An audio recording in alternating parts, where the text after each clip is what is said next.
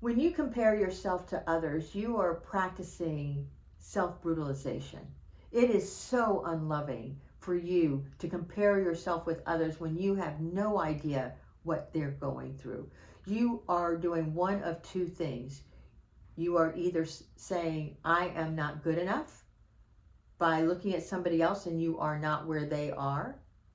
And number two, you are too good for other people, which says you are not good enough for me. And that totally reflects a self-worth issue.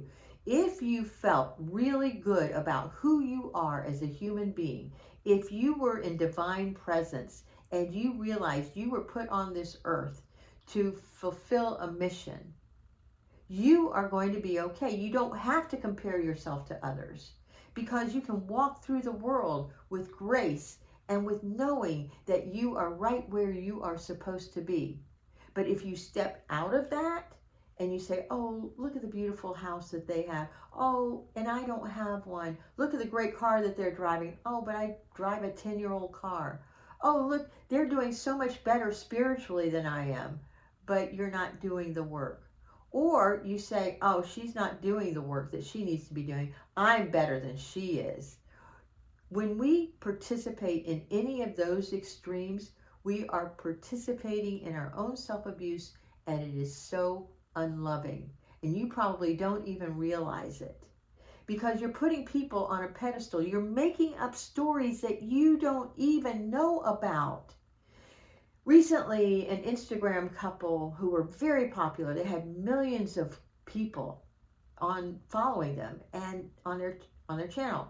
And they were greatly in debt where their whole world came crashing down. But they showed a whole nother way of being that wasn't true and wasn't authentic. I sit in meetings, and I've been sitting in these 12-step meetings for decades, and I hear the struggles from CEOs, from nurses, from doctors, from teachers, from journalists, and nobody's life is perfect. And if you keep thinking it is, you are delusional, because there is not one person in this world who has a perfect life, whatever perfection means. But I do know that perfectionism is the highest form of self-abuse. So that's why I'm categorizing comparing yourself to others is a form of self-abuse, because you are not good enough. You feel like you are not good enough. And that is a story that you are making up. Now, if you were good enough, you wouldn't be telling that story. If you felt really good about who you were, the way God created you, you wouldn't have to be doing that stuff. And I'm inviting you today to really take a look at yourself. Start observing yourself. And when you start comparing each other, do these three things that I love for you to do. You make 3 boxes. The first box is how I think when I compare myself to others. What am I thinking? How do I feel is in the second box. How do I feel when I'm comparing myself to others? I feel like, And then how do I show up in the world? How do I act when I'm comparing myself to others? Do I act bitter towards somebody? Do I put them down? Do I, whatever that acting is? And then how do you want to show up in the world? Make 3 boxes. What do I want to think? How do I feel? How do I want to feel? And what do I want to show up as? And I invite you to do that exercise. You are good enough as you are. And do not use other people to reaffirm how shitty you think you are when you are not. Your behaviors can be a little, out there, because I know mine have been. However, you are a precious child of God, and God has something in store for you. And you are not dumb. You're not an idiot. You are just on a path that is different from somebody else. And I encourage you to just step into the love that's already around you, that you already are, and practice loving yourself rather than looking on the outside of other people and how much better they're doing than you are, and how much better you might think you are than others. Today I'm reading from The Courage to Change. It says, every snowflake is different. Every thumbprint is different.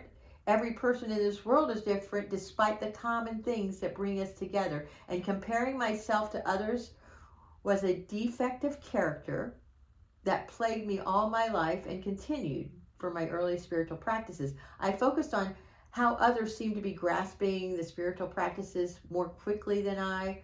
They had the right things to say. They seemed more popular. I didn't like myself because I wasn't living up to what I believed to be true about others. I didn't like myself because I wasn't living up to what I believed to be true about others. And it's a belief because you don't freaking know.